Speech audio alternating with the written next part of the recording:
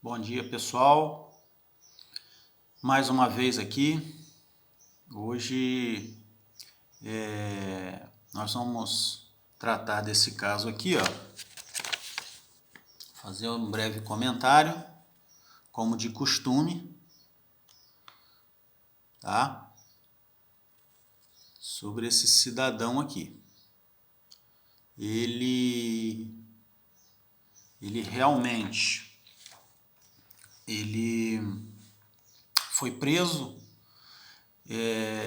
injustamente, porque durante a pandemia que começou em 2020, eu acho que ainda teve carnaval aquele ano, porque o lockdown e todas aquelas medidas restritivas, eu acho que começaram após o carnaval daquele ano, de 2020. E esse cidadão aqui, ele naquele carnaval, ele perdeu os documentos dele, tá? E durante a pandemia, em 2020, ele foi preso, acusado de um crime ao qual ele não havia cometido. Ele tinha sido acusado de roubo, né, a um comércio.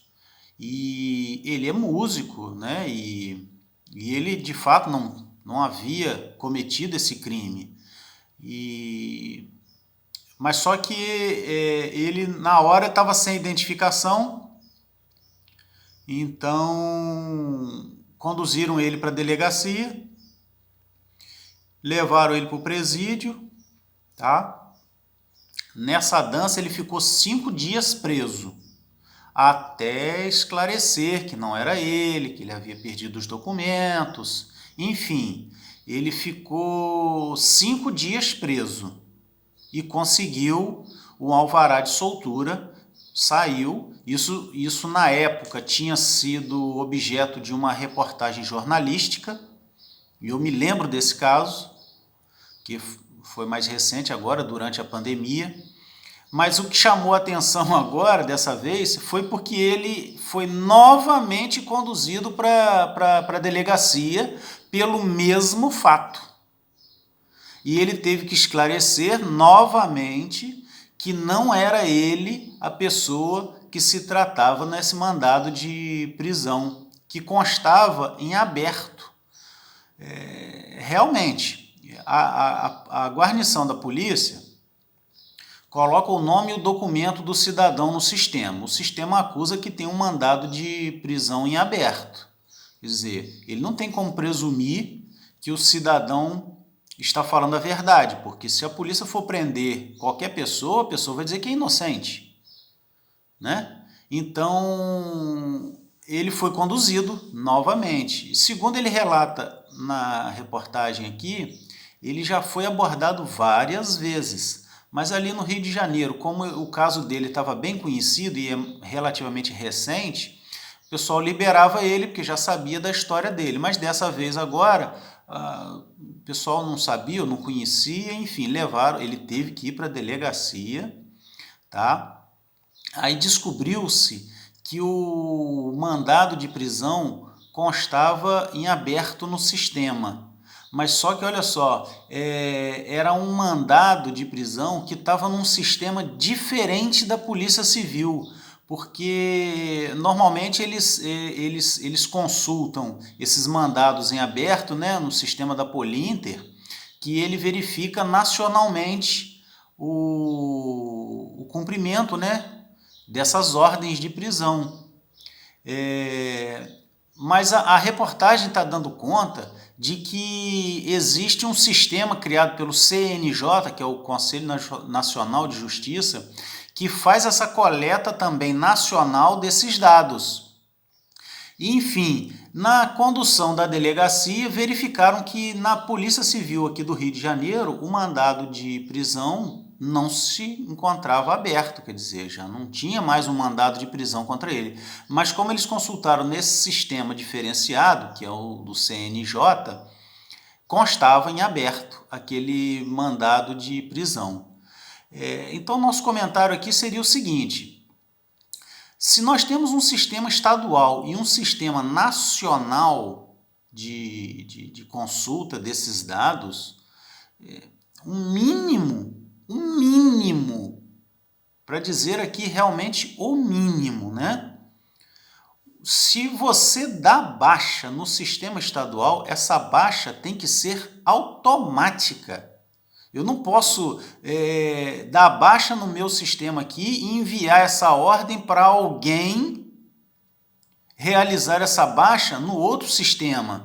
Se o CNJ criou um sistema que é conjugado, que ele coleta informações de todos os estados, e essas informações são inseridas pelos estados, essas informações têm que necessariamente ser excluídas automaticamente.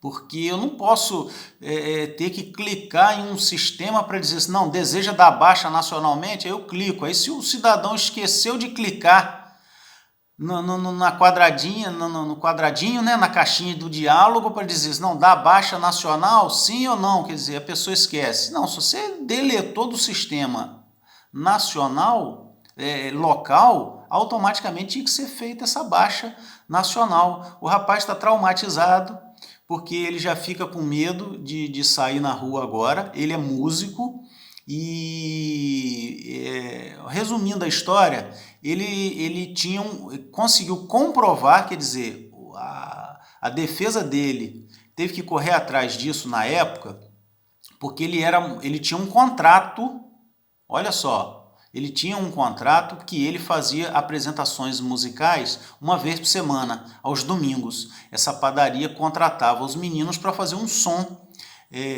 dentro do estabelecimento. E ele tinha esse contrato, né, de que todos os domingos ele tocava, né, nesse estabelecimento. Ele levou esse contrato para a justiça, apresentou, que foi o álibi dele, né, que ele de fato estava trabalhando, e ele foi preso em 2020, junto com alguns colegas do grupo da música, que eles tinham acabado de se apresentar, e ele conseguiu esse alvará de soltura, porque ele havia sido acusado desse furto em um local 7 quilômetros distante de onde ele estava se apresentando. E o furto, a acusação, né, que pesava contra ele, havia sido ocorrida num dia de domingo. E no dia de domingo era justamente o dia em que ele tinha o contrato que comprovava que ele estava trabalhando profissionalmente, né, como músico, exercendo a arte e a profissão dele, num dia de domingo.